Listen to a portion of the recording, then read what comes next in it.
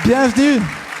Bienvenue au Café Numérique de Liège. Alors, ça me fait super plaisir de vous voir ce soir. J'ai refait la même chose. Café Numérique, c'est quoi? Bien, c'est d'abord une organisation où on promeut l'innovation, les nouvelles technologies. Le but, c'est de rassembler du monde. La proposition de valeur, vous la connaissez, c'est entre le bar et la conférence. Donc, on est là pour apprendre, on est là aussi pour réseauter et on est là aussi pour passer un bon moment.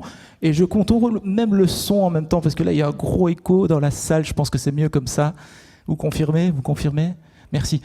Super. Donc, ça, c'est la proposition de valeur. Vous savez pourquoi vous êtes là. Si c'est la première fois que vous êtes là, eh bien, je vous présente également l'équipe très rapidement. Il y a Mélissa qui est dans le marketing digital. Elle cartonne sur LinkedIn et sur le copywriting. C'est la meilleure à ce niveau-là, Mélissa. Elle est juste là. Un maximum d'applaudissements, s'il vous plaît.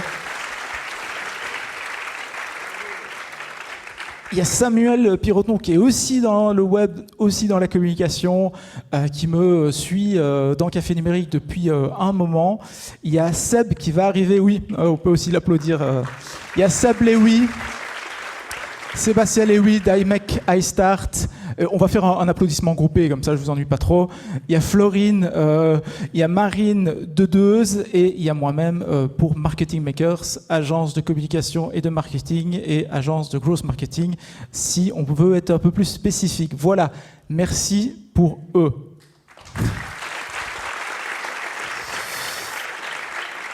Alors, on passe directement dans le vif du sujet. Alors, comment ça va se passer? Je vous l'ai dit, on va parler d'éducation, on va parler d'AI. Je pense qu'il y a beaucoup de choses qui se passent dans ce domaine. Vous avez tous utilisé, je pense, ChatGPT. Avant toute chose, et je terminerai là-dessus, c'est remercier évidemment nos partenaires. Startit at CBC, vous avez un projet, vous avez une start-up, vous cherchez de la croissance, vous cherchez de la réussite.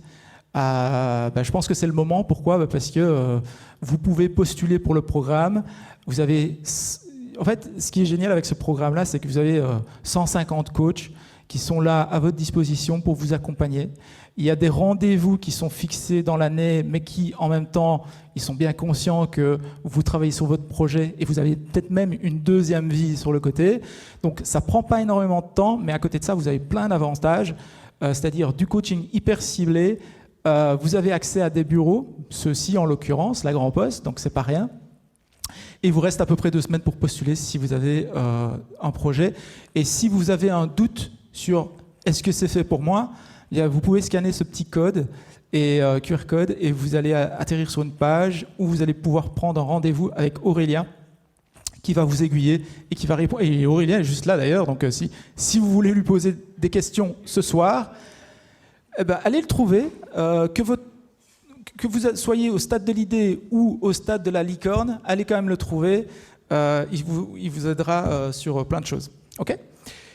Malte, si vous êtes freelance ou que vous cherchez à embaucher des freelance dans le marketing, dans le développement, dans plein de domaines, dans le design, Malte, c'est la plateforme faite pour ça. Ils vont s'occuper de tout l'aspect paperasse. Vous allez pouvoir être mis en relation, que ce soit donc avec des clients ou avec des freelances, suivant le cas de figure dans lequel vous vous trouvez.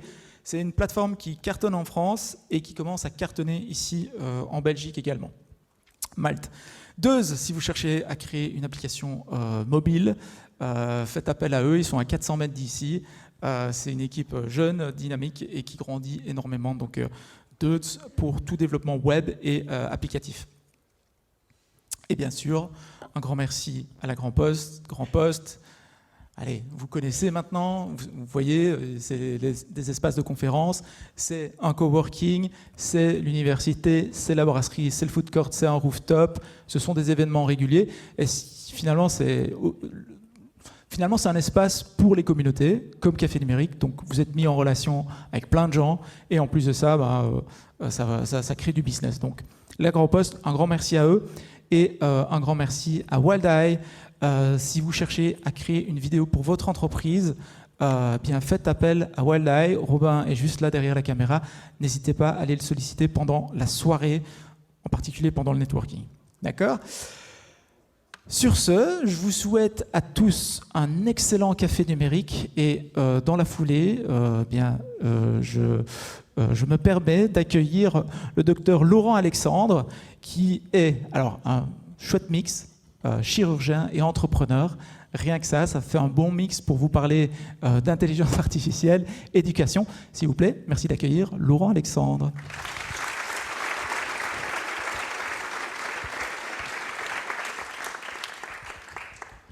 Merci beaucoup. L'éducation est bien sûr au cœur de la problématique de l'intelligence artificielle. Comment éviter une société à deux vitesses? Comment éviter les risques sociétaux et politiques liés au monde dans lequel nous rentrons? Ce monde est celui d'une économie de la connaissance, avec une intelligence artificielle gratuite et produite en quantité quasi infinie. C'est une révolution dans l'organisation de nos sociétés. Jamais nous n'avions envisagé que l'intelligence puisse être gratuite, si vite. Le 29 novembre dernier, la veille de la sortie de GPT 3.5, je n'envisageais pas que ce que fait GPT-4 aujourd'hui en médecine puisse être fait par une intelligence artificielle avant au moins 2040. Être capable de lire un dossier avec une partie en anglais, une partie en flamand et pas en néerlandais standardisé, une partie en français avec des abréviations, des fautes d'orthographe, sans coder les données et de donner un diagnostic et un traitement à la sortie? Pas avant 2040 ou 2050. Vous voyez bien que ce monde où l'intelligence est gratuite et en quantité infinie nous challenge énormément. Les cerveaux biologiques ne sont pas gratuits, ils sont chers, on bosse très peu, on passe beaucoup de temps en pause cigarette quand on fume, on passe 3 heures à table le midi, moi par exemple, on part en vacances et on dort la nuit. L'intelligence artificielle travaille jour et nuit et vous savez que GPT-4 et GPT 3.5 mènent en parallèle 250 millions de conversations par jour. Donc ce choc de l'arrivée de l'intelligence artificielle a des conséquences politiques, économiques, mais surtout éducatives. Comment éviter notre marginalisation? Les inquiétudes dépassent ça, et vous avez, je pense, tous vu la déclaration faite par les principaux experts mondiaux en intelligence artificielle il y a 10 semaines, dont Bill Gates, dont le fondateur de ChatGPT, dont le fondateur d'Anthropic, expliquant limiter les risques d'extermination de l'humanité par l'intelligence artificielle devrait être une priorité mondiale au même titre que la réduction des pandémies et la prévention des guerres nucléaires.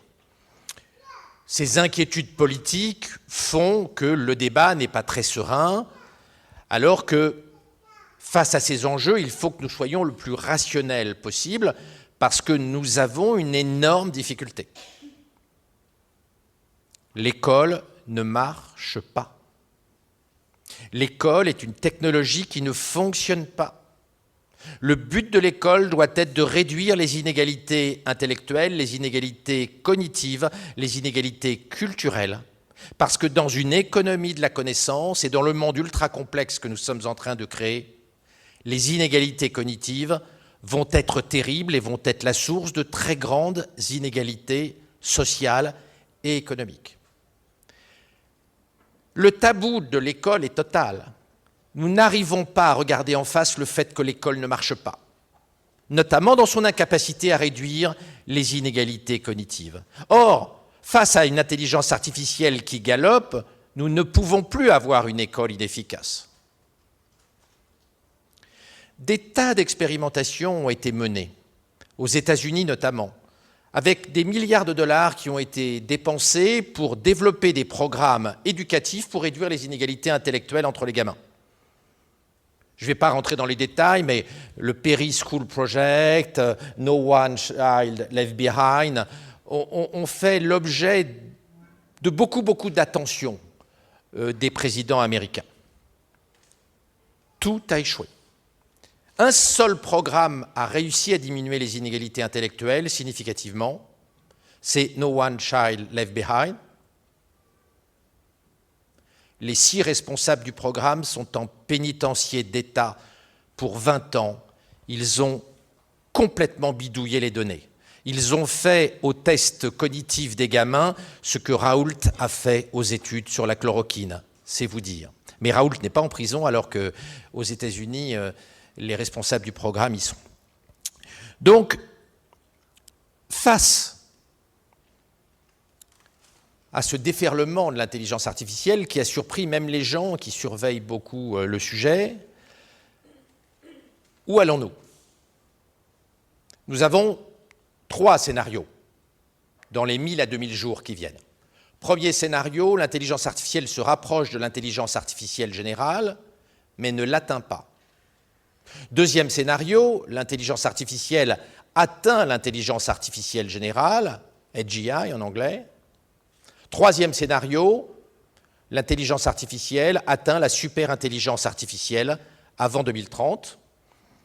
C'est ce qu'a déclaré Sam Altman, le créateur de ChatGPT, d'OpenAI, il y a 4 semaines.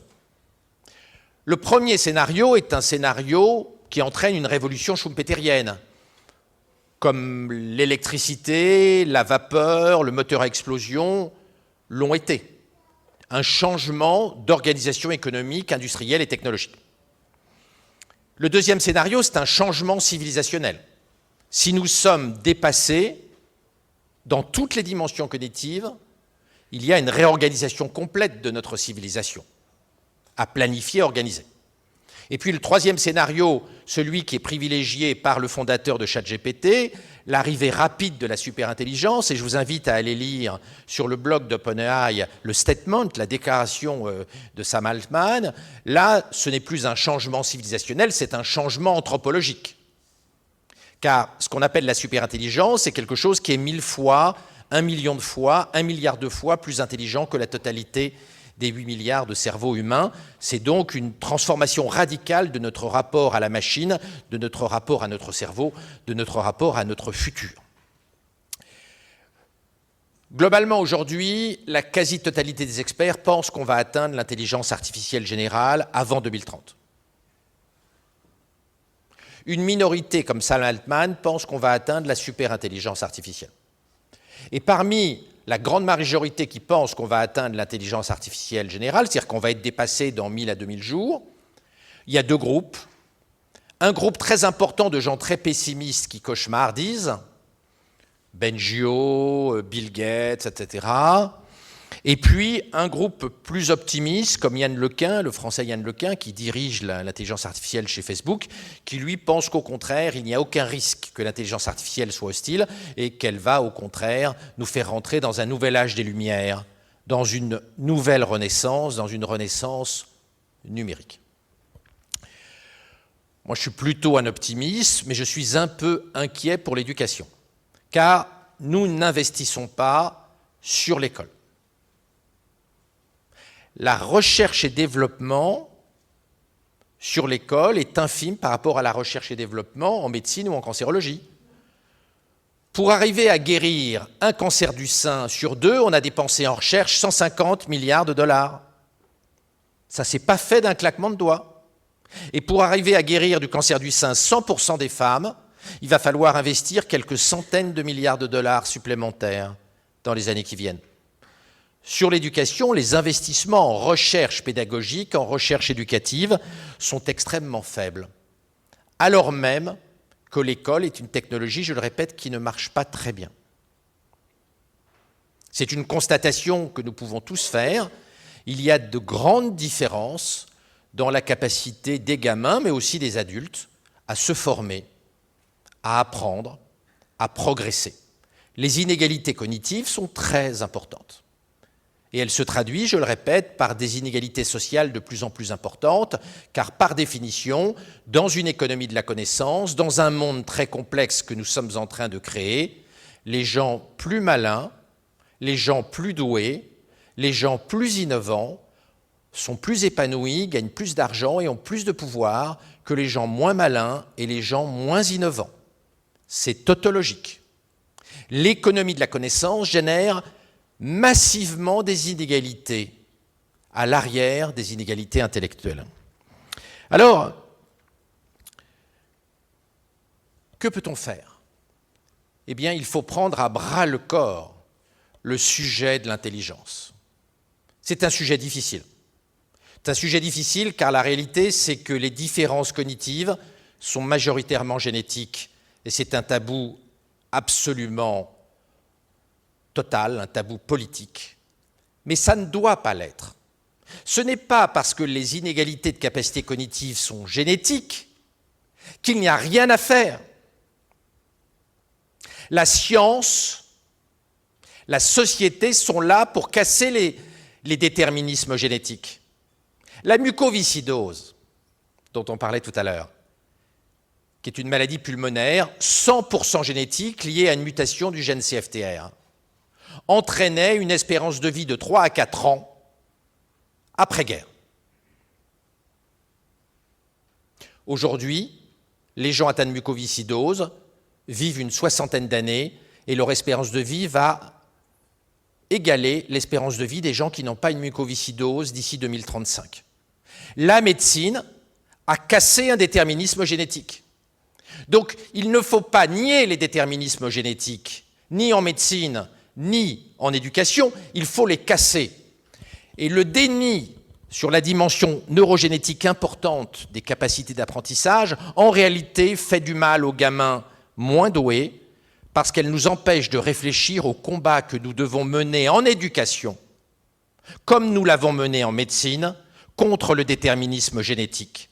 Ce n'est pas avec des incantations que nous allons casser le déterminisme neurogénétique, c'est avec beaucoup d'argent, beaucoup de chercheurs, beaucoup d'efforts, comme nous avons en médecine beaucoup travaillé pour casser les déterminismes génétiques. Dans les années qui viennent, l'IA va galoper. L'école va très peu bouger. Les spécialistes de l'IA gagnent des fortunes. Si on prend le marché français, que je connais bien, il n'y a pas un seul bon spécialiste de ChatGPT en France qui gagne moins d'1 million d'euros par an. Pas un seul. Les gens qui éduquent les cerveaux artificiels gagnent des sommes folles. Google a donné à un très bon spécialiste en intelligence artificielle un bonus annuel de 100 millions de dollars. L'humanité déverse des sommes folles sur les gens qui éduquent l'intelligence artificielle. Et l'investissement en recherche en pédagogie est quasiment nul. Nous nous étonnons de ne pas progresser dans la réduction des inégalités cognitives, alors même que nous ne faisons aucun effort dans cette dimension. En tout cas, beaucoup moins d'efforts que nous en avons fait en médecine, comme je vous l'expliquais tout à l'heure.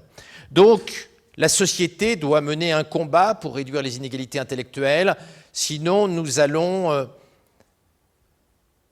vers une société très injuste. Car, finalement, derrière cette intelligence artificielle qui galope, nous n'avons que 4 possibilités. La première, on interdit l'intelligence artificielle, mais si l'Europe, si l'Occident interdise l'intelligence artificielle, la Chine prendra le pouvoir technologique mondial, et on peut être certain que le problème ne sera pas de savoir s'il faut apprendre le flamand ou le français en 2050, mais nous aurons mandarin en première langue et flamand et français en option langue régionale.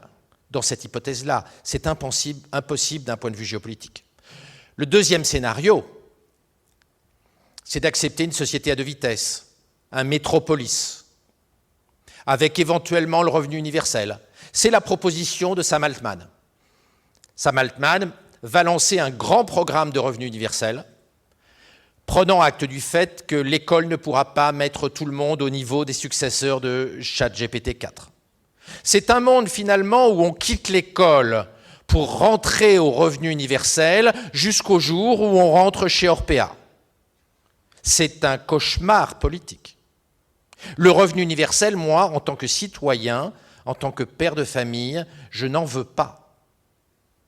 La société doit se battre pour réduire les inégalités intellectuelles et mettre tout le monde au niveau de GPT-14 en 2038 et non pas parquer tout le monde en attendant Orpea. La troisième possibilité, c'est ce qui est promu par Elon Musk. Elle n'est pas beaucoup plus simple d'un point de vue politique. Elon Musk, quand GPT-4 est sorti, a déclaré le lendemain « À la vitesse où va l'intelligence artificielle, nos cerveaux ne vont pas tenir le coup. La seule solution, c'est Neuralink. » Vous savez, Neuralink est sa société d'implants intracérébraux qui est destinée à augmenter les capacités cognitives de nos enfants et de nous par stimulation électronique. C'est le neuroenhancement, de manière à ce que nous soyons équivalents à l'intelligence artificielle grâce à l'hybridation. Enfin, le dernier scénario, c'est un scénario dans lequel on laisserait l'intelligence artificielle vivre sa vie dans les serveurs, mais sans agir sur le monde. C'est-à-dire qu'on la contingenterait. On vivrait un espèce d'apartheid cognitif, de manière à éviter que l'intelligence artificielle ne nous dépasse. Vous voyez, les progrès totalement inattendus des réseaux de neurones de type LLM, la vitesse folle à laquelle va l'intelligence artificielle, pose des questions politiques, économiques, sociales, mais surtout éducatives, qui n'avaient pas été anticipées. Nous n'avons plus le temps de glander. Nous ne pouvons pas rester inertes face à l'incapacité de l'école à réduire les inégalités cognitives. Le sujet était important jadis, il devient crucial aujourd'hui, vu la vitesse à laquelle les réseaux de neurones progressent. Nous devons tous nous saisir du sujet éducatif. L'avenir en dépend. Il est clair que l'économie de la connaissance dans laquelle nous rentrons va être l'âge d'or des élites intellectuelles. Personnellement, d'un point de vue politique, je souhaiterais que ce soit aussi l'âge d'or des gens qui ont moins de facilité, et je ne voudrais pas un monde à la métropolis avec effectivement ces élites intellectuelles vivant un âge d'or parce qu'il y a des choses extraordinaires à faire à l'âge de l'intelligence artificielle, et de l'autre, des baraquis au revenu universel qui n'auraient aucun espoir d'agir sur la société et de comprendre la complexité du monde qui est en train d'arriver. Merci beaucoup. C'est pas fini, on va avoir une petite intervention aussi de Julia Béatrice Toussaint, qui est psychologue avec un background universitaire, industriel, et qui est chercheuse également. Donc beaucoup de choses à nous dire. Elle va aussi nous parler d'IA et aussi d'éducation. Et je donne le clicker. Voilà, s'il te plaît. Merci beaucoup. Je crois que je vais marcher un peu pour stimuler le cerveau. Alors bonjour, moi je suis Julia Béatrice Toussaint, mais Béatrice tout court. Et au fait, je suis mauricienne, et à l'île Maurice, on parle le français, mais c'est un français différent, avec un accent et le vocabulaire différent. Donc, je vais faire de mon mieux d'éviter cette partie exotique, mais s'il y a quelqu'un qui ne comprend pas, laissez-moi savoir, faites un signe. Donc, j'ai déménagé à Gand quand j'avais, je crois, 3-4 ans, et vécu à Gand depuis. Et aujourd'hui, je m'identifie comme psychologue industriel, mais surtout dans le soft HR. Ah oui, c'est vrai, on tourne tout en français, donc RH, désolé, où on parle la gestion du talent, de l'apprentissage et aussi de la diversité et l'inclusion sur le lieu de travail. Je ne sais pas s'il y a des spécialistes de ressources humaines dans la salle aujourd'hui. Ah, quand même quelques.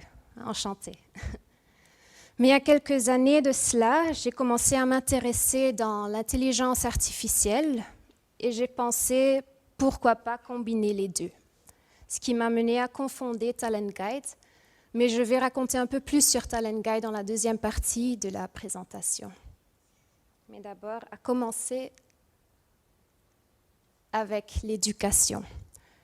L'éducation qui est censée être un procès, qui ne s'arrête pas après d'avoir quitté les bancs d'école, mais qui continue sur le lieu de travail et aussi en dehors et après, dans la retraite, ce qu'on connaît comme le lifelong learning. Mais aujourd'hui, on est coincé.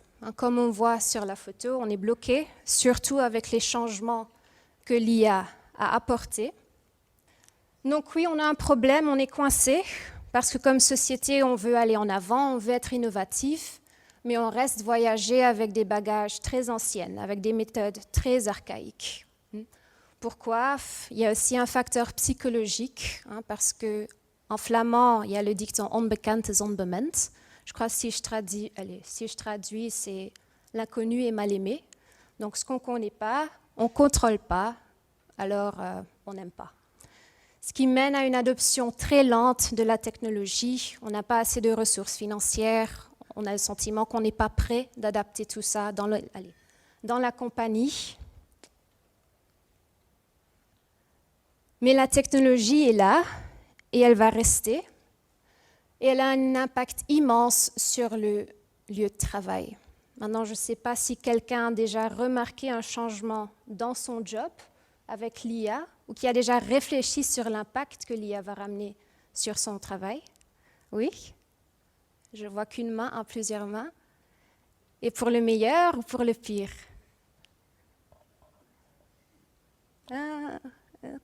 Double, ok, les deux. D'accord, intéressant. Mais comme on voit, l'IA va changer le lieu de travail. Comme par exemple, il y a un rapport du World Economic Forum où ils ont constaté que dans les 5 ans à venir, il y aura quand même des millions de jobs qui vont être détruits par l'intelligence artificielle. Je crois spécifiquement dans ce survey, ça tombe sur 12%. Mais de l'autre côté, il y aura aussi des millions de jobs qui vont être créés. Mais pour moi, ce qui me soucie le plus, c'est la part de milieu. Parce que les jobs qui sont là, les jobs qui vont rester, elles vont changer. Donc, on aura un immense shift de skill dans notre emploi.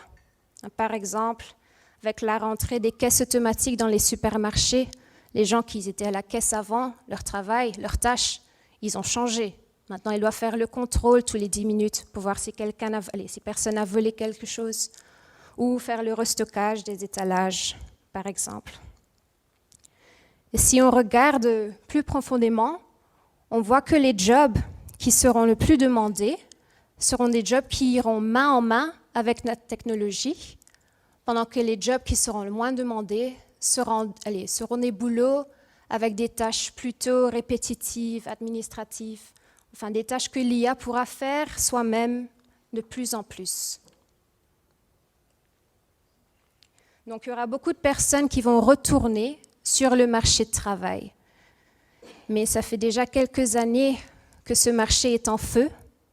Pourquoi? Il y a des organisations d'un côté qui sont à la recherche des corbeaux blancs, des profils qui sont très difficiles à trouver. Ils sont même devenus un peu désespérés et créatifs. Par exemple, j'ai un ami avec un profil très spécifique. Il est ingénieur où il installe des logiciels de ERP dans des compagnies de production. Il était en train de chercher un nouvel emploi et la compagnie était à la recherche de son profil spécifique. Donc, ils l'ont offert un bonus de 9 000 € juste pour signer le contrat. En plus de sa paye. Donc, très créatif, mais ça coûte cher et ça prend beaucoup de temps. De l'autre côté, il y a aussi beaucoup de gens qui sont à la recherche d'un emploi, qui vont retourner sur le marché aussi pour chercher quelque chose. Et le plus grand problème aujourd'hui, c'est que ce que les organisations recherchent et ce que les candidats peuvent offrir ne sont pas compatibles du tout. Donc, il y a un mismatch, je ne sais pas si on dit mismatch en français, mais quand même, oui. Il y a un mismatch énorme entre les compétences aujourd'hui. Ce qui me mène à mon message, qui consiste en la rééducation du marché de travail. On l'appelle l'ère du skilling evolution. Et pour ceux qui ne savent pas, un skill, c'est une compétence granulaire, c'est comme notre savoir-faire pour bien effectuer notre job. Comme par exemple, pouvoir travailler avec Python comme développeuse ou SEO dans le marketing. Et il y a différentes formes de skilling sur le travail, sur le lieu d'emploi, comme le reskilling chez Unilin. Par exemple, ils sont à la recherche des opérateurs, mais ils ne trouvent pas d'opérateurs. Donc maintenant, ils sont en train d'embaucher tout le monde, des coiffeurs, coiffeuses, des boulangers. Au fait, le manager m'a même dit, Béatrice, on est à la recherche avec tout le monde qui ont une paire de mains et une paire de pieds pour pouvoir naviguer les machines. Donc quand les gens sont rentrés, ils sont en train de les rééduquer pour devenir des opérateurs, ce qui est une forme de reskilling. Après, on a le cross-skilling. Chez Audi, par exemple, ils apprennent aux fabricateurs de batteries à aussi peindre les toits de certains modèles, mais aussi de faire un design du dashboard pour qu'ainsi tout le monde reste employable dans la compagnie, pour qu'ils peuvent bouger, ce qu'on appelle la mobilité interne. Après le upskilling, ce qui sera la forme la plus importante, surtout pour nous, parce qu'on va vraiment devoir travailler et entraîner notre littératie digitale, par exemple, pouvoir maîtriser la technologie, parce qu'elle va rester, même dans l'éducation. L'IA ne va pas aller juste détruire des jobs, mais elle va aussi nous aider à mieux éduquer. Et il y a plusieurs avantages, mais j'ai écrit mon top 3. La première avantage, c'est que l'IA va nous aider à prendre des décisions moins subjectives, avec sa capacité de collecter, d'analyser, de présenter une très grande quantité de données, pourra nous aider à prendre des décisions plus éclairées. Par exemple, pour voir une analyse des performances des employés ou l'efficacité d'un programme d'éducation, ou même le progrès des employés pendant qu'ils suivent le programme d'éducation. Un deuxième avantage, c'est qu'avec l'IA, on pourra offrir nos éducations en différentes formes, comme le text-to-speech pour les gens qui ont des problèmes de vue, ou le e-learning pour éduquer à distance, mais aussi pour des personnes qui ont besoin d'éducation interactive. On peut par exemple éduquer avec la réalité virtuelle. Donc il y a plusieurs possibilités. Et après, il y a ma préférée. Avec l'IA, on peut offrir une éducation personnalisée.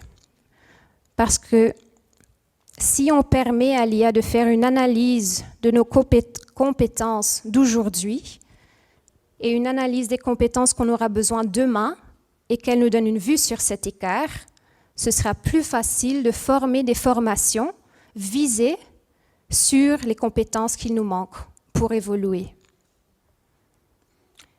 Et c'est ça qu'on essaye de faire chez Talent Guide. Un très jeune start-up créé en octobre 2022 avec mes 3 associés. Et on a tous un background dans l'éducation ou ressources humaines ou la technologie. Et on voulait vraiment chercher une manière pour naviguer cette ère de rééducation, de reskilling. Donc on a créé un logiciel qui met le focus sur l'individu et sa carrière personnalisée. Maintenant, je sais que dans pas longtemps, il y aura une sélection de IMEC iStart. Et on vient d'être diplômés chez IMEC iStart, où on a vraiment été guidés par notre coach, parce que tous les fondateurs, fondatrices sont très académiques. Donc, ils nous ont aidés à réveiller l'entrepreneur et l'entrepreneuse en nous. Et on a aussi connu des autres founders avec des idées très innovantes. Donc, s'il y a des jeunes fondateurs ou fondatrices dans la salle qui ont envie de poser des questions sur notre expérience, n'hésitez pas à m'envoyer un message et on fera un café virtuel si possible. Mais notre innovation est plutôt visée dans l'HR Tech et l'EdTech, donc ressources humaines et éducation. Et la technologie qu'on sert, enfin plutôt l'IA qu'on sert, c'est le Natural Language Processing, donc le traitement du langage, et le Machine Learning. Je ne sais pas comment on dit en français, mais je crois que c'est l'apprentissage autonome. Automatique, voilà, merci. Et ce qu'on a fait avec cette technologie, on a construit la librairie de Talent Guide. Mais je vais d'abord faire un petit rewind pour donner un peu de contexte. Parce que, bien sûr, pour bien effectuer un job, on a besoin de certaines compétences. Et il existe quelque chose comme des bases de données de qualification dans chaque pays, de jobs et de formations, avec leur description. Donc, ce sont des jobs et des formations reconnus par l'État. En Belgique, on en a 3, par exemple, pour la Flandre, Bruxelles et la Wallonie. Et chaque année, il y a des représentants qui se rassemblent pour élaborer ces descriptions. Par exemple, pour être digital marketeer, Il faut savoir faire compétences A, B, C, D, X7. Et pour cette formation, on apprend la compétence ST, UV. Mais toutes ces descriptions sont manuellement élaborées et manuellement mises à jour. Et j'ai travaillé avec, et c'était, enfin, j'ai beaucoup, comment on dit, fait, veel gezucht, beaucoup, comment on dit, soupir, non? Oui. Et le verbe, c'est j'ai beaucoup soupi? Soupiré, désolée. J'ai beaucoup soupiré avec ces techniques. Pourquoi?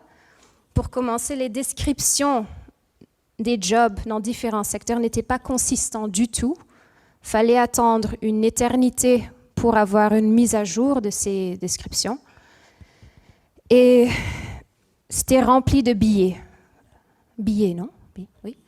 Parce que, par exemple, dans les descriptions de secrétaire, il y avait beaucoup de paroles qui étaient implicitement très féminines. Et dans les jobs de mécanicien, il y avait beaucoup de paroles qui étaient très masculines. Et après, on a aussi des représentants de différents secteurs avec leur propre vocabulaire. Donc, pour avoir une bonne description d'un emploi, ce n'était pas si facile. Parce que ça rend très difficile, enfin, ça paraît très difficile, par exemple, pour un boulanger, de faire une transition professionnelle vers un laborant. C'est pas logique, non? Enfin, ça a l'air un procès très difficile, pendant que ces deux fonctions ont des compétences très similaires, comme le pesage des ingrédients, ou se servir de certaines machines pour chauffer des ingrédients. Donc, cette transition n'est pas infaisable, mais c'est juste qu'on ne la voit pas, on ne sait pas comment la faire. Donc, ce qu'on a fait avec la NLP, donc les Large Language Models, on a collecté toutes ces bases de données dans chaque pays. On les a mergées, je ne sais pas si ça existe. Pardon? Fusionnées, merci. On les a fusionnées pour créer une librairie standardisée, universelle, utilisable pour tout le monde, dans chaque secteur.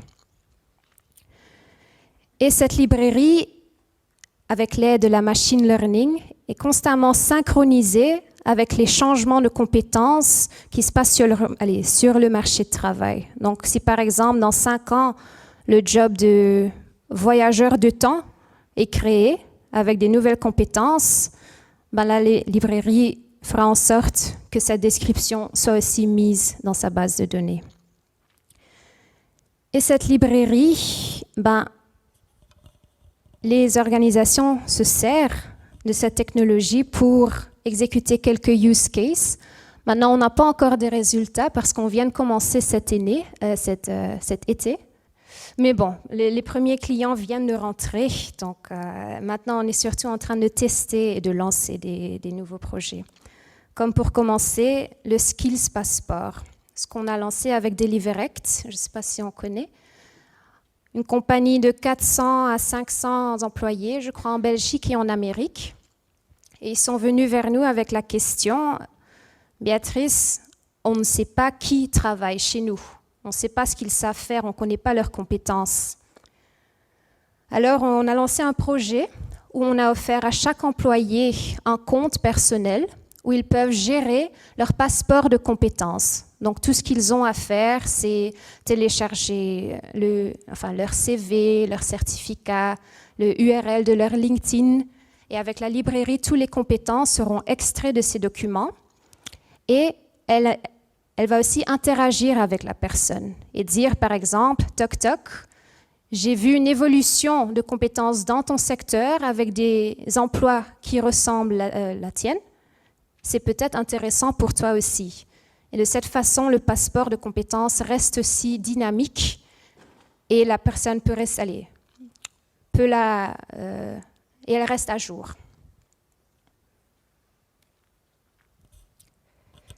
Et j'ai oublié de dire, les employés avec leur account, leur passeport de compétences, ils peuvent aussi inviter leur manager sur leurs accounts. Ce qui aide, par exemple, un manager, si la personne a envie de commencer un projet et qu'il ou elle a besoin des compétences spécifiques, La personne peut alors rechercher ses compétences et voir les personnes qui possèdent ces compétences, mais aussi le niveau d'expertise des compétences et ainsi former des projets avec cette vue transparente sur leur personnel. Un deuxième use case est le use case de outplacement.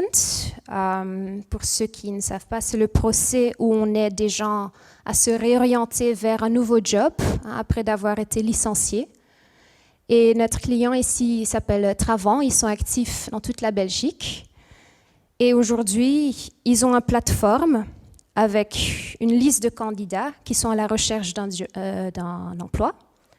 De l'autre côté, un catalogue d'offres d'emploi de VDAB, Forem, Actiris, Randstad. Et après, ils ont aussi un catalogue de formation avec un autre partenaire. Et sur cette plateforme, il y a des coachs qui sont actifs et ils aident ces personnes à explorer les offres d'emploi. Ils proposent aussi des formations pour les aider. Mais c'est un procès très intuitif. Donc maintenant, par exemple, il se sert de Talent Guide pour automatiser ce procès de trouver un emploi et de voorstellen, de proposer des programmes d'éducation.